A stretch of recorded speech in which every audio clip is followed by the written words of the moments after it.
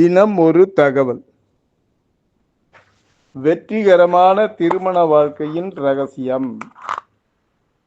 திருமண வாழ்க்கையை எந்த பிரச்சனையும் இல்லாமல் வாழ்ந்த ஜோடிகள், அதாவது 35 வருடம் திருமண நாளை கொண்டாடினார். 35வது வருட திருமண நாளை கொண்டாடினார்கள். ஊரையே கூட்டி விருந்து வைத்து தங்களது திருமண நாளை கொண்டாடிய தம்பதியினரை அறிந்த ஊர் மக்கள், அப்புறம் உறவினர்கள், நண்பர்கள் அனைவரும் கூடி நின்று வாழ்த்தினார்கள். அங்க செய்தியாளரும் வந்திருந்தார். அந்த செய்தியாளர் என்ன பண்ணாரு, அவர்களை பேட்டி கண்டு பத்திரிகையில் பிரசங்கிக்க விரும்பினார். நேராக அந்த தம்பதிகளிடம் சென்று 35ஆம் ஆண்டு திருமண நாளை ஒற்றுமையாக கொண்டாடுவது என்பது பெரிய விஷயம். இது உங்களால் எப்படி முடிந்தது? உங்களது திருமண வாழ்வின் வெற்றி ரகசியம் என்ன என்று கேட்டார். இந்த கேள்வியை கேட்டதும் அந்த கணவர் என்ன பண்ணாரு, பதில் சொன்னார். கணவருக்கு தனது பழைய தேனிலவு நிகழ்ச்சி நினைவுக்கு வந்தது. நாங்கள் திருமணம் முடிந்ததும் தேனிலவுக்காக சிம்லா சென்றிருந்தோம். அங்கு எங்களது பயணம் சிறப்பாக அமைந்தது. எல்லா இடத்தையும் சுற்றி பார்க்கணுன்ட்டு என்ன பண்ணோம், நாங்கள் குதிரையை ஏற்பாடு பண்ணோம்.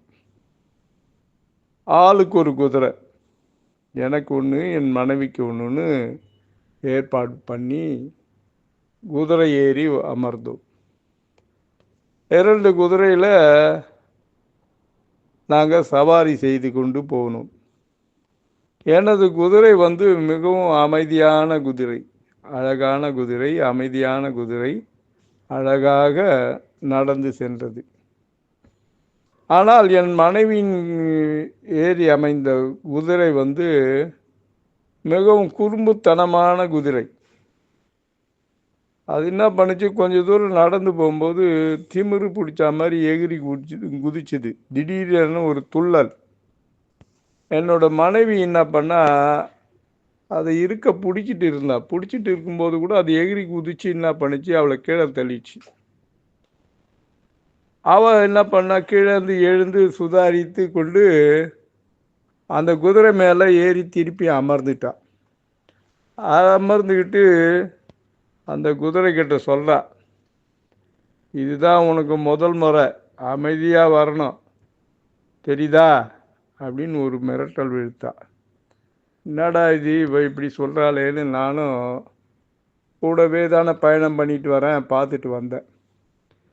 சிறிது தூரம் போனதும் மீண்டும் அந்த குதிரை என்ன பற்றி அதே மாதிரியே பண்ணுச்சு. திருப்பியும் துள்ளி குதிச்சுது. மனைவி திருப்பியும் கீழே விழுந்துட்டா. விழுந்த உடனே 2வது முறை ஏறி உக்காந்துட்டு, இது உனக்கு 2வது முறை அப்படின்னு சொல்லிட்டு பயணத்தை தொடர்ந்தாள். என்னடா குதிரை கிட்ட இப்படி பேசிட்டு வராளே, எனக்கே ஒரு வேடிக்கையாக இருந்தது. என்னடா அது, நம்ம மனைவியே சிம்பிளாவுக்கு இட்டுட்டு வந்தோம், ஜாலியாக இருக்கலான்னு பார்த்தா இந்த மாதிரி கீழே விழுது, இருந்தாலும் ஏறி உக்காந்துக்கிட்டு குதிரையே மிரட்டுறாள்னா அவ எப்பேற்பட்டவா அப்படின்னு பார்த்தேன்.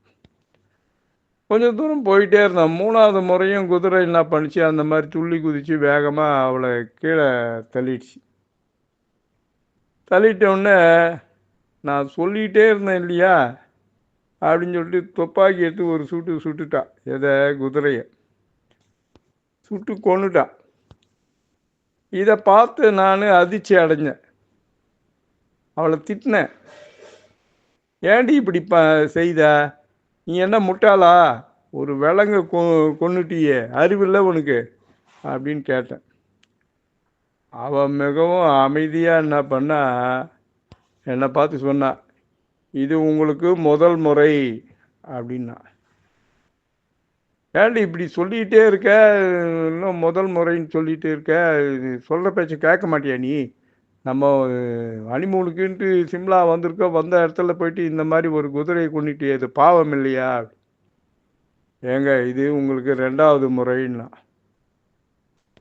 அப்புறம் என்ன? இப்போதெல்லாம் எங்கள் வாழ்க்கை அதுக்கப்புறம் எங்கள் வாழ்க்கை அமைதியாக போயிட்டு இருக்கு. ஏன்னா 3வது முறை வர்றதுக்குள்ள அவளுக்கு கோபம் வர்றதுக்குள்ள எதனா பண்ணிட போகிறான்னு ஒரு பயத்தில் இந்த 35 வருஷத்தையும் தள்ளிட்டு இருக்கேன். இன்னும் எத்தனை வருஷம் தள்ள போகிறேனோ தெரியல அப்படின்னானா அவன். இந்த மாதிரி தான் கணவன் மனைவி 2 பேர் பேசிக்கிட்டு இருந்தாங்க.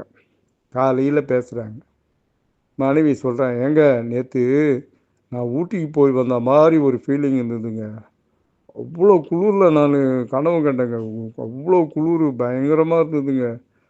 எவ்வளோ சமாளித்தேன் தெரியுமா? ஆனால் எப்படி இதில் அவ்வளோ குளிரில் ஊட்டியில் இருந்தேன்னா திடீர்னு வேலூருக்கு வந்துட்டேங்க. எப்படின்னு தெரிலங்க. ஏண்டி நேற்று நீ ஏசியை 14 வச்சு தூங்கும்போதே நினச்சேன் ஊட்டி குளிர் மாதிரி இருந்திருக்கோம் அப்படின்ட்டு. பாதி ராத்திரியில் ஏந்துட்டு பெட்ஷீட் எடுத்து போத்து பார்க்குற போக்க முடியல, குளிரில் நடுங்கினேன். உடனே நான் ஏசி நிறுத்திட்டேன், ஃபேனு நிறுத்திட்ட உடனே திடீர்னு உனக்கு வேலூர் கோட்டை ஞாபகம் வந்துச்சா? வேலூர்னா வெயில், ஊட்டின்னா குளிர், இது தாண்டி காரணம் அப்படின்னானா அவன். இது எப்படி இருக்குது? மீண்டும் நாளை தினம் ஒரு தகவலில் சந்திப்போமா? அன்புடன் எம் தணிகானந்தம், சேந்தமங்கலம். வணக்கம்.